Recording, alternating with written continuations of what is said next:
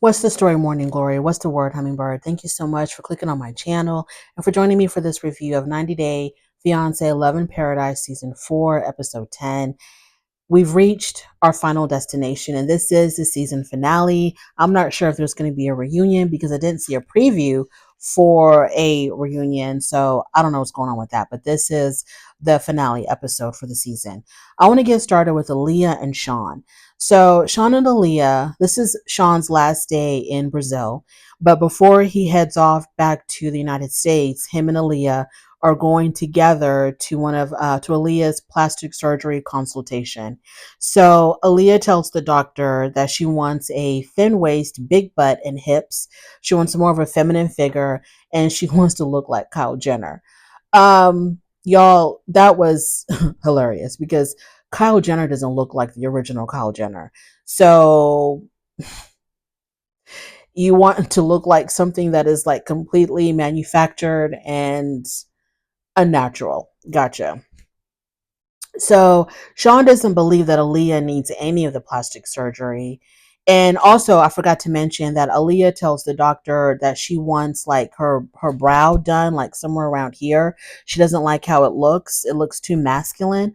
So she actually wants the brow bone shaved down some so it's not so prominent. And the doctor was like, that's very extensive surgery. I would not recommend. We can probably do Botox and fillers to kind of round out the forehead so it could be more even. And then when he looked at her butt, to figure out, like whatever, I guess to look at it, I thought her butt looked really good the way it was. I don't want Aaliyah to do her butt. Her butt is like almost perfect. And she talks about how she wants like this heart shaped butt, which I don't understand why that's the goal when it comes to butt surgery. Like, why do you want it to look heart shaped? Because to me, when I think of a heart shaped butt, it's like very full on the very top and then it gets tapered out, which I'm thinking the ideal butt should be more rounded, like more bubblish instead of more heart shaped.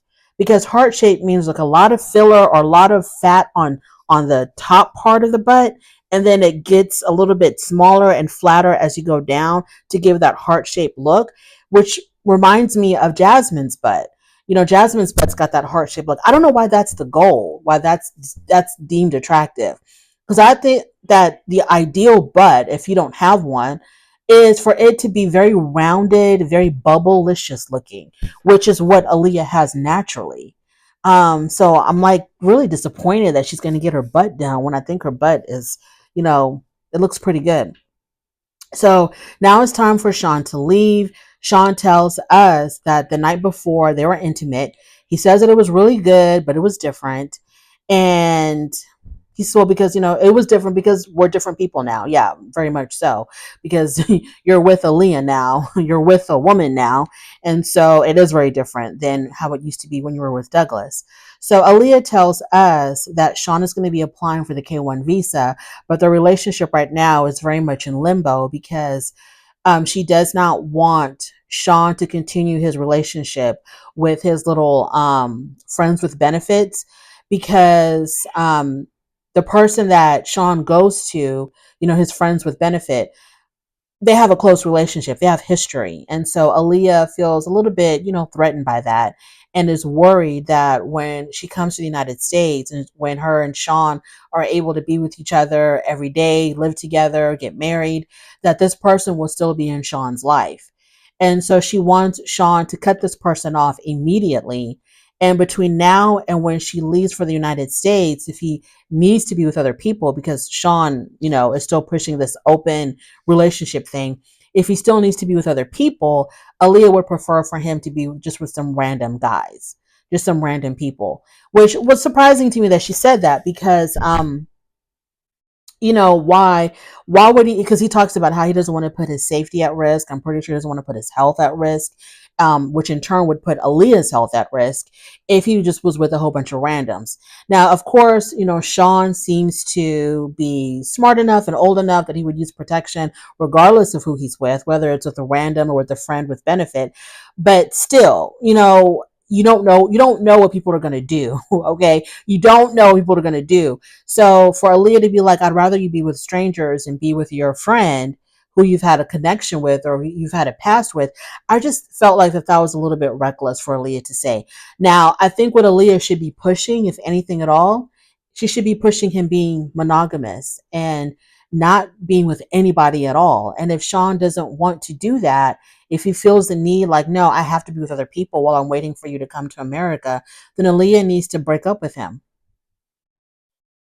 Just let that relationship go. Because if this person can't commit to you for a few months, because it always makes me wonder, if you can't be monogamous for a few months, what would happen if y'all did get married and then something happened to Aaliyah and, she became paralyzed or she became really sick and she couldn't have sex with you? Or what are you going to do then? Because you're acting as if, you can't live without sex. Like, it's just absolutely impossible for you to live without sex for a certain amount of time.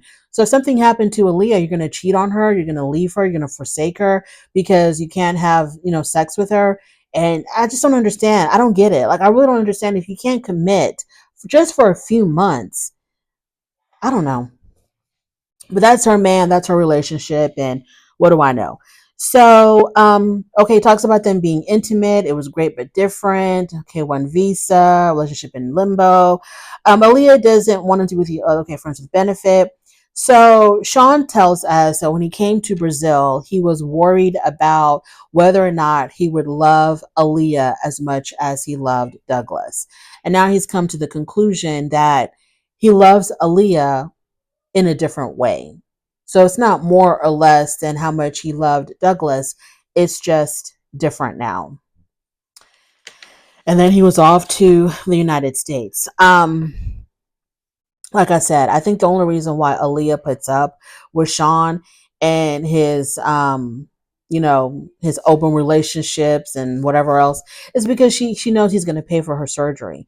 And right now, her transitioning is priority number one.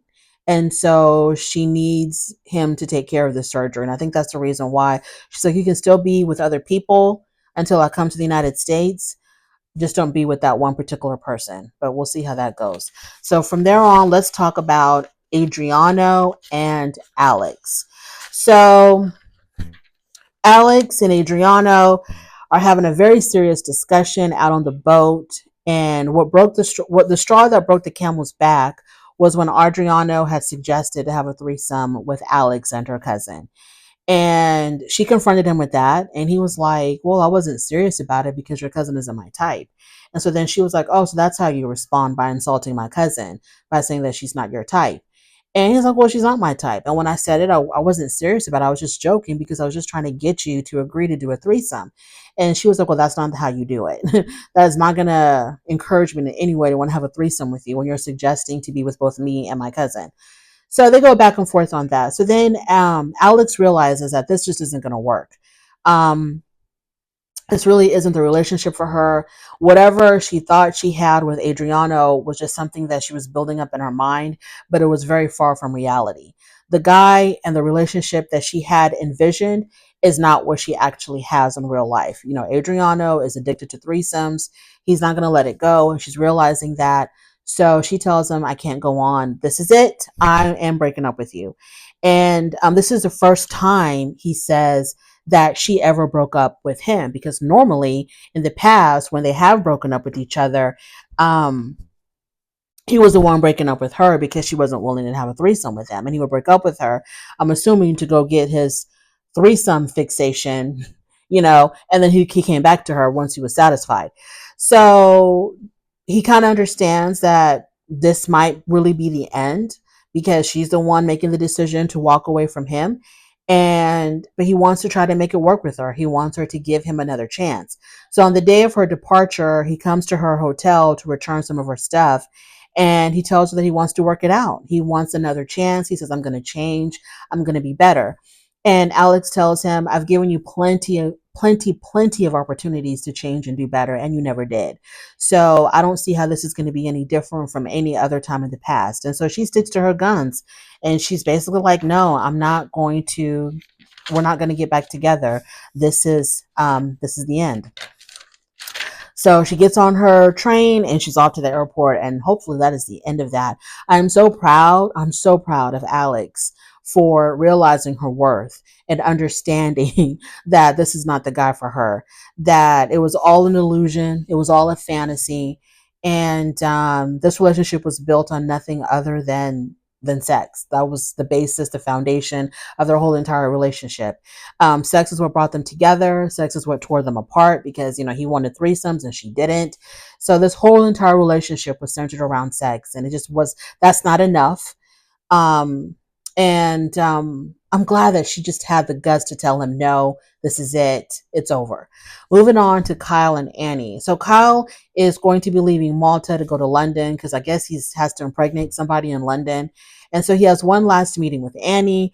Kyle accused her of cheating with her ex because she did admit to him that before he came to Malta, that she did have a moment with her ex. And so he's taking that and he's running with it. He's like, well, you were cheating on me. That's how I see it. And if you ever thought that you were actually pregnant, which I don't believe you could have been, but if you ever thought there was a possibility of you being pregnant, it's not me, it's that other guys, and you're just trying to pin a baby on me. And so then Annie was like, why in the world will I pin a baby on a man child like you, on a Peter Pan like you? Absolutely not. So she was really offended by him accusing her of cheating because she was like, you never committed to me. How could I have cheated on you with my ex when you never committed to me? And number two, why would I want to pin a baby on you of all people? So he acts like he's really offended. He acts like he's really hurt, which he's not because Kyle does not care about Annie or about anybody else. And so he walks away from her and he wants to garner sympathy from the audience. Like, I will always be lonely. I'm so lonely. I'm so hurt.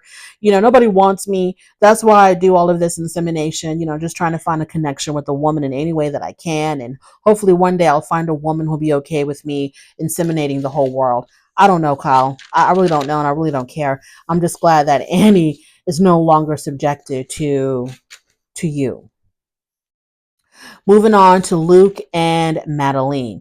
So, despite all the rumors that Luke has been hearing about Meline being in bed, half naked with other men, he decides that he wants to stay with Meline and he wants to make it work. So they're out and about in Colombia, in the city that they're in, which is Medellin, I think. And, I don't know where they were at exactly. I don't know if they were at the market. I don't know where they were at, but they were walking around, enjoying the sights and refreshments. And he tells her that, look, I love you. I don't want to lose you. You're everything to me. And I promise I'm going to come back to Colombia and we're going to start a whole new life together. And side note, Meline doesn't really believe him because he's broke. So she doesn't understand how he can come and live with her in Colombia when he has no money, but whatever. So he's going on and on about, professing his love to her, how much he wants to be with her, blah, blah, blah. And then he hits her with, but you got to sign that prenup. And so she basically says that she's going to go ahead and sign it only if he comes back. So if he comes back to Colombia to live with her, she'll go ahead and sign the prenup.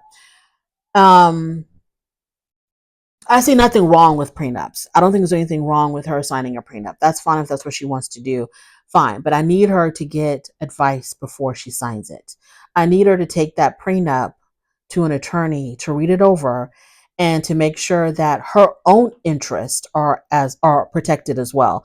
I think a prenup is fine when both parties are sacrificing something to get something, where it works both ways, not just the one who supposedly has all the money is like, nope, all this is mine, you get nothing, and I can end it when I want, how I want, and I keep everything. No matter how long we've been together, no matter how much work you put into this relationship, no matter how much you sacrificed for this relationship, I get everything, or I keep what's mine and you get nothing.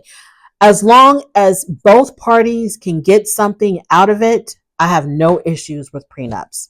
Moving on, Luke leaves for LA. He promises to come back, but like I said, I don't know how he's going to come back because Luke is broke.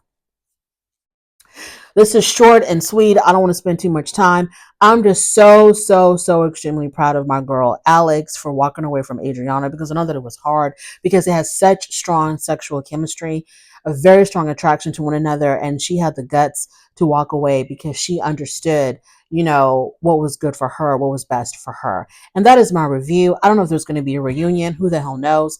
But if there is going to be a reunion, I'll be right back here to give you a review of it. Thank you so much for joining me. Thank you so much for being with me on this journey of 90 Day Fiance, Love in Paradise, season whatever it is. For every comment, every like, every dislike, every view, I appreciate it from the bottom of my heart. Thank you so much. And so don't forget to rate the video, like this content, subscribe to my channel, and I will definitely talk to you later.